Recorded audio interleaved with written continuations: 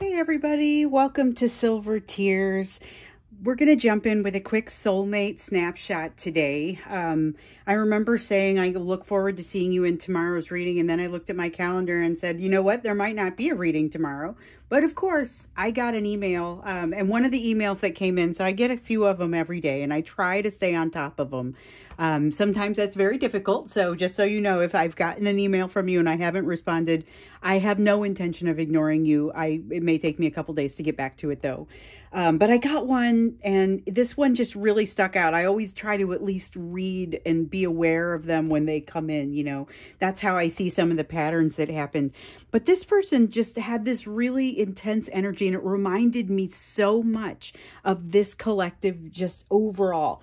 The question was, okay, so the energy between me and my person has changed. This is a person who's not come back in contact with their person, but the energy has changed, and she wants to know, what in the world do I do about this now? Like, it feels different. Everything feels different. I feel my person's proximity, but I'm not sure how to handle this. Like, what is going on and how do I handle this? So we're going to go ahead and do that really quickly for you today in a soulmate snapshot. So it's a general reading as usual, but it's for this collective, so it's not going to resonate for everybody. If it's you, subscribe. Think about subscribing, and then of course think about checking out some of the other videos, because we, you know, as I've always been fond of saying, these readings are very much connected. So let's get our energetic backdrop. Let's start by getting just kind of what's happening in the background of the energy right now. That was quick. We've got the Two of Water. So Two of Water in the reverse. This is about, I will tell you what I feel here. This is interesting. So this is a card about partnership. But here's a partnership where the partnership is being felt but denied. And there's, again, that sense of I'm gravitating toward it, but I'm pushing it away at the same time. And it is kind of strong. That's what's in today's current energy. And so this may be part of what prompted this email, because this email came in not long ago. So it's kind of a right now sort of energy. It's, you know, pushing and pulling at the same time. And I can feel it. Yeah, something's ending though. This is part of what gives it that almost frantic energy. There's something is ending, and there's a super scared sort of unwilling to jump into new things, unwilling to try new things. A lot of fear around this ending. So this could just be, you know, we've talked about your person having a situation where their values need to be realigned and not knowing how to do that. This almost feels like they're jumping into that. They were trying to realign their values before they were trying to avoid realigning their values before they came in contact with you with that soul recognition. And you kind of kicked them into high gear with regard to that, which in a lot of cases sent people running for the hills or otherwise created some communication issues in the relationship. The Page of Swords here would suggest that they are still very much in a tailspin from whatever it is that's ending here, but it feels like this is relatively new. So this inability to partner, or this tendency to push away, like they want to pull towards you because you make them feel more comfortable in a situation where they are really wanting to feel more comfortable. This is a person who has not necessarily learned that lesson of becoming comfortable in an uncomfortable situation. They've been presented with it just like you have, but they haven't necessarily learned it. And so there is this tendency for them to kind of want to pull towards you because you are their comfort, but they want to push away because you're causing this to erupt within them. And they've got a tendency to not want to learn, but they also aren't able to let it go. It's interesting. They're not able to let it go or cut it out to the point where it's willing to, like, they're going to hold on to it until it festers and they just break down. There's a, wow, this is supposed to be a shared energy, but I am mostly getting them right now. So there's something ending with them. They're not feeling too hot about it. They're not open to learning, possibly because not so much that they refuse to learn, but they've just got so much going on, they're unable to take it all in. With this Queen of Swords energy, though, that's like they're refusing to, that's a legitimate, I'm refusing to let go of something. So this Death card, this thing that's supposed to be ending, they may be interfering with that a little bit. And this Ten of Rods, though, it's like they refuse to let go of it like a principle. And yet that's something that's exactly what they're trying to do, is let go of something that feels like a principle. And it could be a circumstance. So it could be a relationship or something that they're trying to let end. And there's a lot of internal resistance to them doing that. It really, though, feels like that value system that they were taught as a young person that they determined that they could no longer live with. But then when you came along, they were in the process of trying to unsee that. You brought it back for them big time. So there is also, they've realized there's happiness on the other side, which makes it impossible for them to ignore that they really do need to let this death card happen. They need to let something end so that something new can grow in its place. That's the thing about the death card. If you don't let something end, nothing new can grow in its place. Okay, and let's see, we've got the World card here in the reverse. So we know we've gotten the World card for you in the upright a couple times here recently.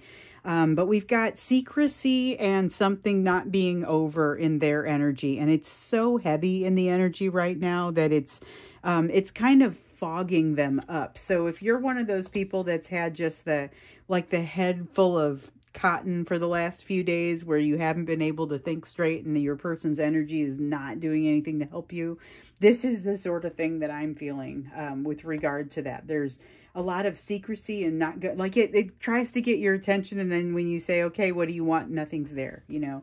It's that sort of thing, and yet this feeling of it's unfinished and just kind of trying to wake you up in a lot of ways. That's the energy that's happening within them that's causing that. So let's learn a little bit more about, we're going to separate that question that they asked into two pieces. So we're going to learn a little bit more about the energy that's changed, and then look at what can you actually be doing right now, to fix that. So let's learn a little bit more about the energy that's changed in them, because we're seeing the energy of today, and it's more of that push and pull, but something is actively happening. So that's pretty wild. Let's see if we can get a little bit more of a view into what's changed, what is changing. So we've got the Three of Water, that's around that third party, and we've got the Chariot. They got up the, oh my, we're doing all of them. They've gotten up the intestinal fortitude to do something about the situation with the third party and with regard to the flow of energy. So that's going to be more relevant to you than the third party in most cases, although some of you work together and the third party is work.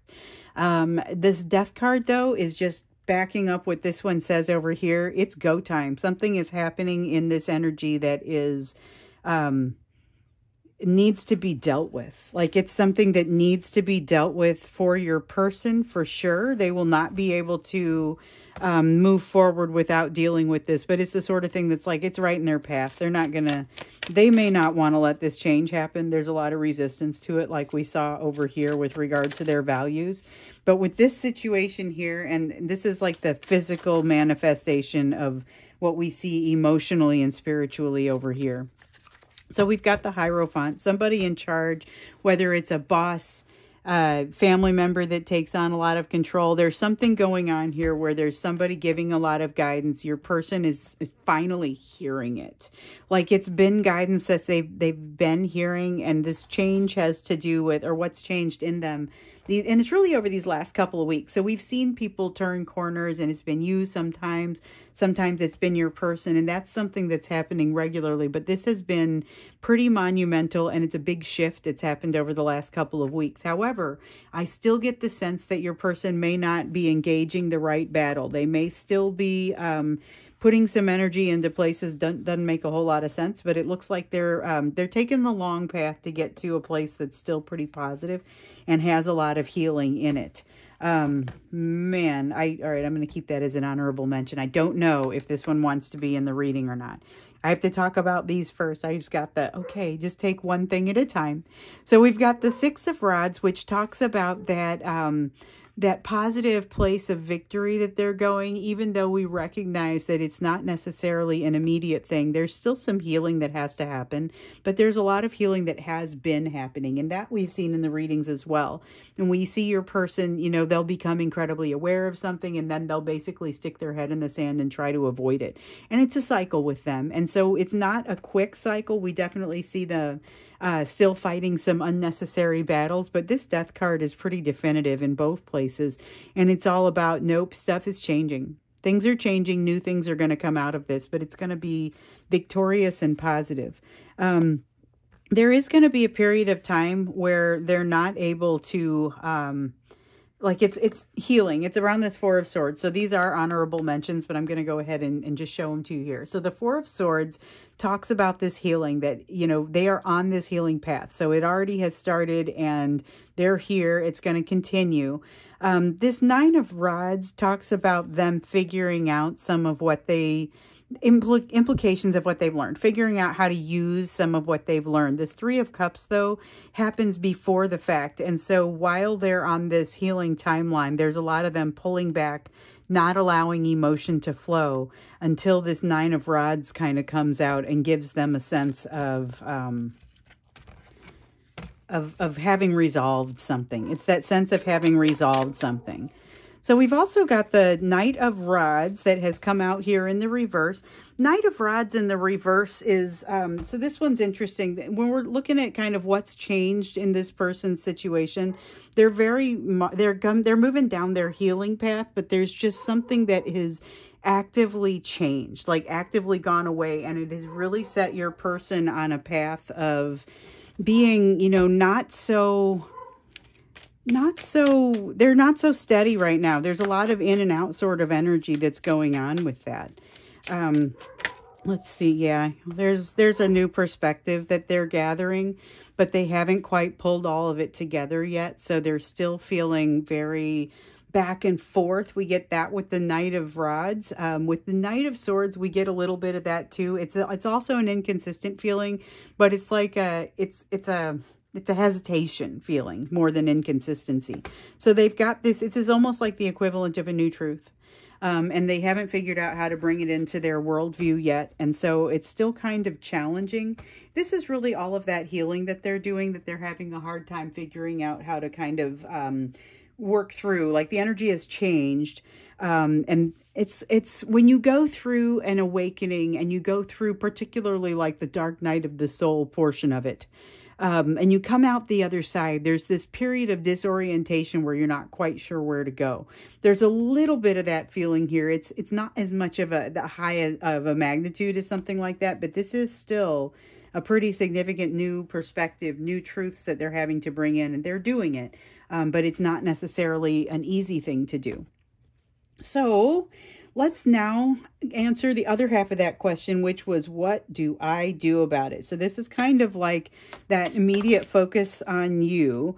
We've got the Father of Water. This is about having integrity, holding your head high, having good intentions, doing the right things for the right reasons, doing the right things even when no one is watching.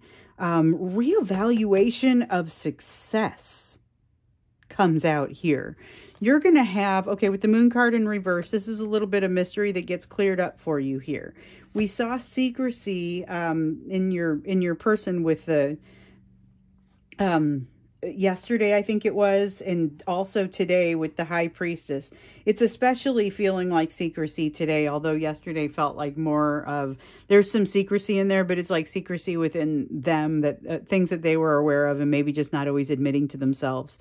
This Hermit card, though, suggests that you're going to do some of your own soul searching with regard to your own values as a result of what comes out here. It's going to make you think. And so that is that's why I think I'm feeling this reevaluation of success here, or reevaluation of what success is. Kind of like, you know, that Nine of Cups message and that lesson that we kept getting was, figure out what it is that you want now, because it changes over time. Your person has had this rude awakening about the fact that it has changed, but it's something for you too. And so this is going to be kind of a continuation of that lesson. And for you to reevaluate what success looks like and what happiness looks like is quite important, because there are a couple of you that might find that you're already in that place. So I talked to somebody in particular that this is now reminding me of. So if you're watching, hello. This is basically, in this situation, this person says, okay, my person has come back in. I still have a lot of resistance. I'm still figuring out, like we talked about, the edges of where that growth still needs to happen. So that Nine of Rods, figures in perfectly there. But the other thing is they were like, hold on, I'm not sure this is so bad. So I'm not getting what I thought I wanted out of this, but I am getting something that seems pretty reasonable. And so just trying to get themselves to a place where they could say, yes, this is what I would want. I mean, maybe it's not what they thought they wanted in the situation, but it's what they now feel like is good, but they have a hard time really wrapping their mind around it and saying, no, I'm satisfied with this.